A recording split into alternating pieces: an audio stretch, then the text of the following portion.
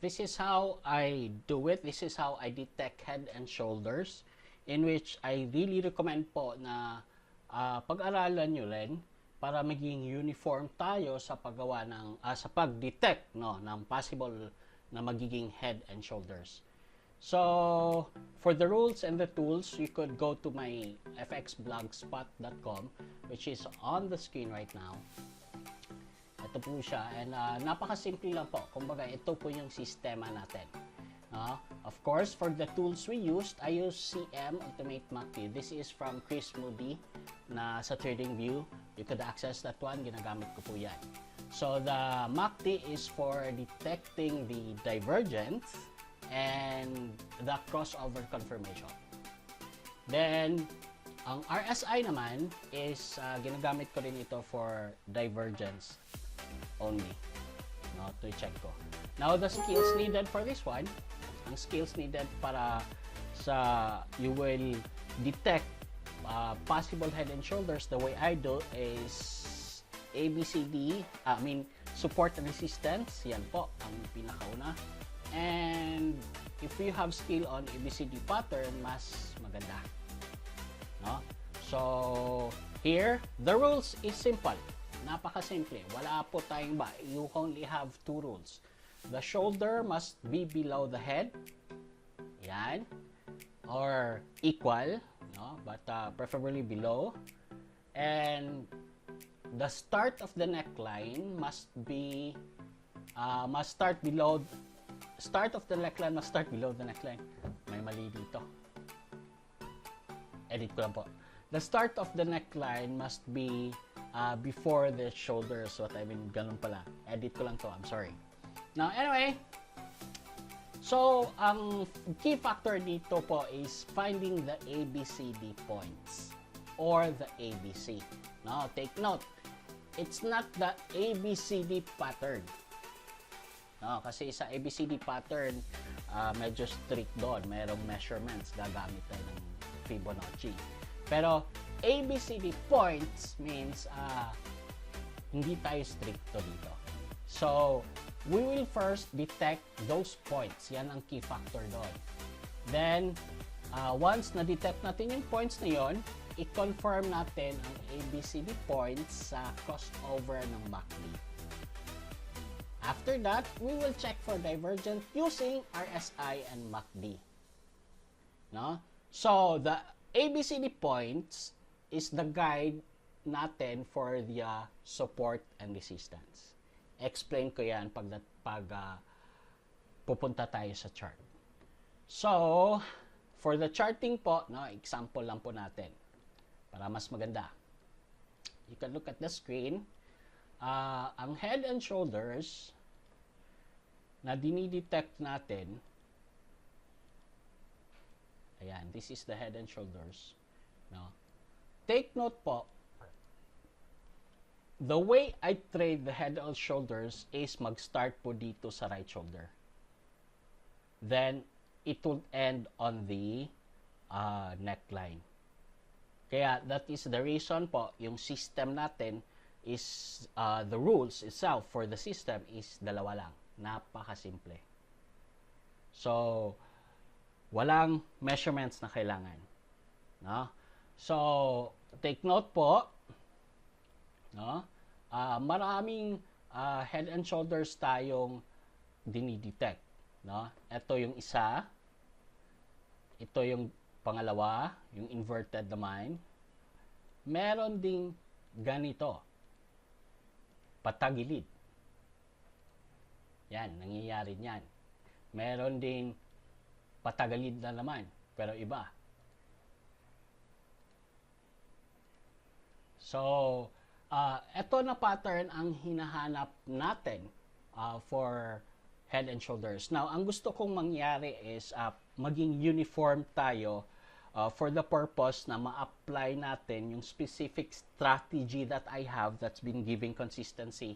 Palagi ko pong inuulit to, alam kong nabibigay na kayo, the consistency of the strategy that I've discovered regarding this is so very effective po, in which you could search it, you could watch it on my YouTube, and you could go to my fan page for that progress report. Now, ang specific concern ko lang dito is gusto ko tayo, no, matutunan nyo ito, how I detect the way I do, para po lahat tayo sabay-sabay at magtulong-tulong para mag-trade ditong head and shoulders. Now, the only thing is, bakit the way I do? It is because po, para ma-apply yung strategy that I have created. Kasi yung strategy na yon, ito yung sistema niya. So, here we goes.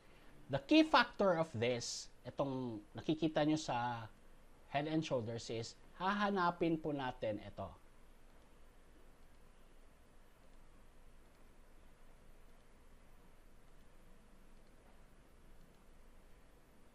Yan. Ang key factor po is the ABCD point, which is this is the A, this is the B, this is the C, and this is the D. If you could train your eyes to look for this, the points, not exactly the pattern, only the points, madali na pong mahanap ninyo ang possible na mangyari na head and shoulders. Yan. Possible pa lang po hindi pa po ito naging head and shoulders. No? Bakit ito ang key factor? So, ito. Dahil, the reason yan ang key factor, kasi etong D, pag nakahanap kayo ng ganyan, ang mangyayari is, etong D will turn into what? The head. Then, of course, the B is the left shoulder. Ang letter C naman, dito, bakit kailangan natin mahanap tong point na ito, itong the letter C din? Kasi dito po, magkakaroon tayo ng idea saan magkakaroon ng neckline. Remember, sa head and shoulders, napaka-importante po ang neckline. Diba? So, from here, malalaman natin, like for example, itong line na ito from D na pababa, pag nag-bounce siya dito, meaning to say, magpo-perfect siya na head and shoulders na gusto natin.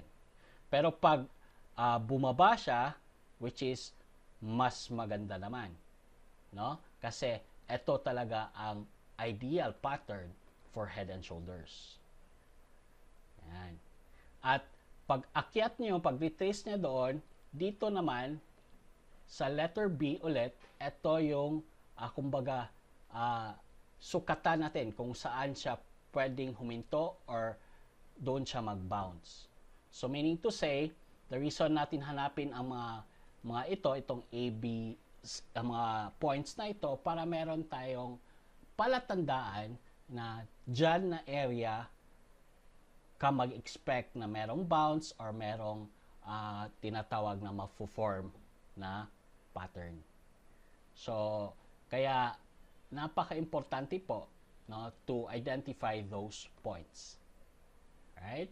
Now, as we go along, so syempre, ang meron tayo is the strategy of the right shoulders. Alam naman natin yan, di ba? So, which is, lagi ko naman yan binabanggit at even ginawan ko ng video. Meron tayong strategy na pakuha nito. Ang importante lang po is mahanap natin ito. Dito tayo magka-uniform.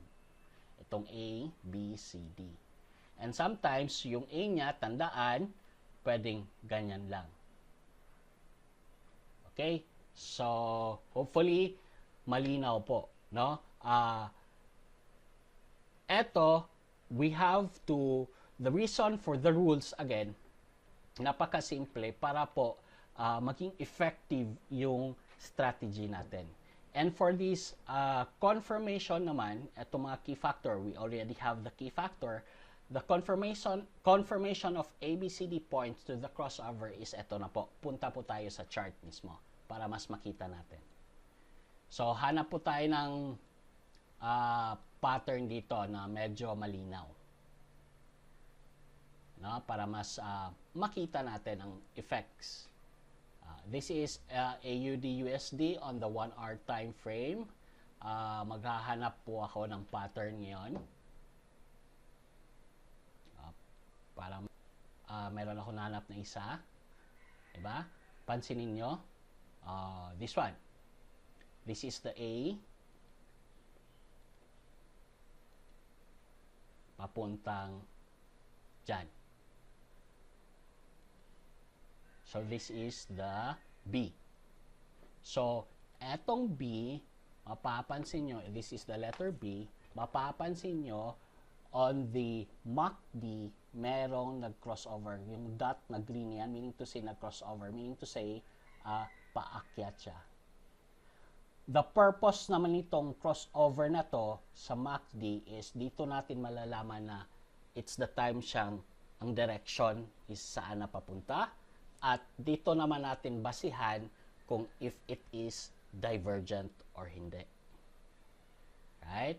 So, again, tingnan mo na naman, from B to C, pag akyat niya to C, nakikita mo meron naman. In this area, nagkaroon na naman siya ng crossover dito sa MACD. So, this is the, MACD is only the confirmation so that I could spot the divergence. At dito ko rin malaman na, okay, it's time to go down, okay, it's time to go up. Yan po ang purpose ng confirmation ng MACD. So, hopefully, hindi ako mabilis masyado and nakuha nyo ang purpose kung bakit tayo gumagamit ng MACD. Ayan. Tapos, if itutuloy natin to, the D is over here. Ayan. So, pansin mo, dito pa siya na area, dito na area ang crossover niya. No? So, nandito yung crossover. Meaning to say, at this area, nagkaroon pa ng konting consolidation, which is, there is a consolidation nangyari. But then again, once nag-crossover na to, saka siya pumunta, bumalik doon. Now, tingnan nyo, pansin nyo,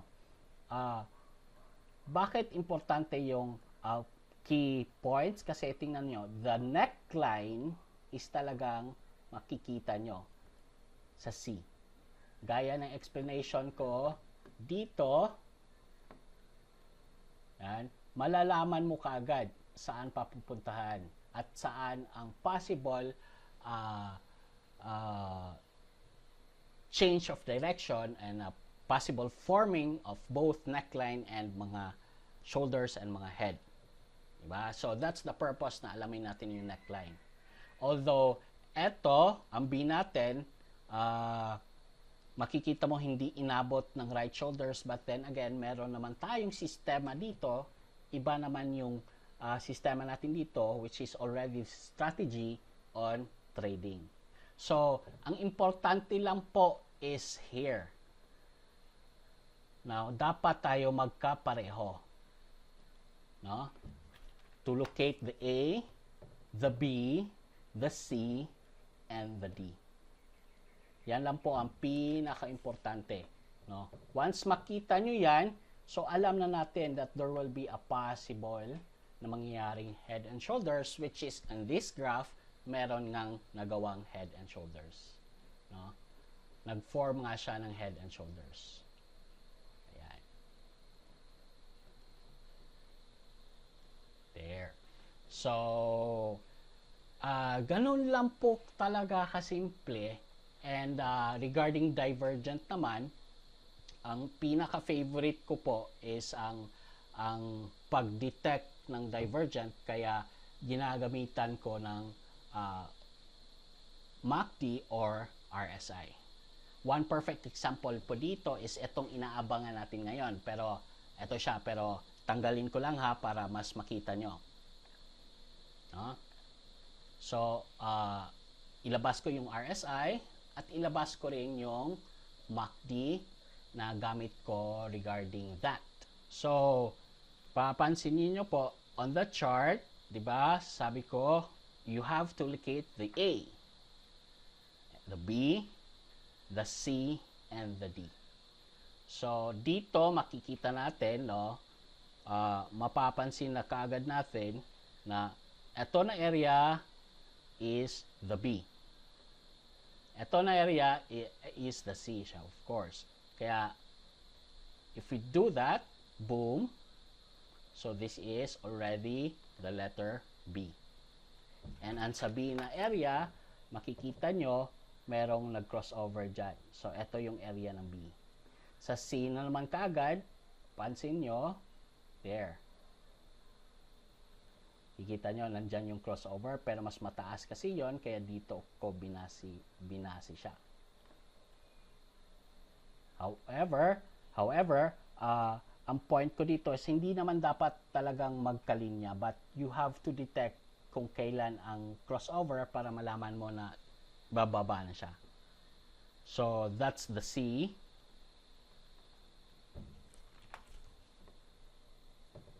Then, ang D na area which is, ang sinasabi ko, the head na area is andyan na. So, ito, merong nag-crossover. Actually, nag-crossover siya ng ikailan na beses, pero that's the D area. Of course po, ang A natin is nandoon, nasa taas. So, ito lang ang dapat yung makita, these ABCD points. And from there, we will be uniform in detecting a possible head and shoulders pattern. So, dito naman, since meron tayong na-plot na natin yung ABCD at meron na tayong nakitang possible na mangyayari, kaya pansinin nyo, if we will draw the head and shoulders dito, which is hindi pa po tapos, ayan, tapos alam na natin na babalik siya dito, which is currently ngayon yung isa sa trade plan natin na inaabangan. Now, bakit maganda ito? Kasi nga makikita mo naman na divergent. Yung left shoulder niya is dito sa chart pababa, pero dito sa MACD yung left shoulder na point, yung crossover point, at sa head na crossover is paakyat. And that goes also to RSI. So, ginagawa ko dito is depende kung saan mo makalocate yung divergence. Sometimes kasi, pwede lang nakikita mo lang ito sa MACD, wala sa RSI. And sometimes naman, nakikita siya sa RSI, wala sa MACD. But either way, if ma-locate nyo yan, we are very positive enough na merong retracement. And that retracement ang hinihintay natin. No? So, that retracement is doon naman papasok yung strategy natin, which is the enhanced version of entry point. So, ngayon, the key factor is alam nyo na rin paano gumamit ng MACD, itong mga crossover. But, take note na dapat tayo magkapareho dito para yung pag-apply ng strategy is consistent. Yan lang po, and hopefully malinaw sa inyo. And if you do have a lot of questions regarding this, comment lang po kayo kasi importante po sa akin ito dahil as I have mentioned on my videos that it is my plan on the fan page na lahat tayo matuto ng mag-detect ng pattern ng head and shoulders para sabay-sabay, tulong-tulong tayo kumita dito. Since we already have the consistent and proven way of earning the head and shoulders pattern, which is naka-video mo. Yan po, maraming salamat. Uling Cyril. Till next time.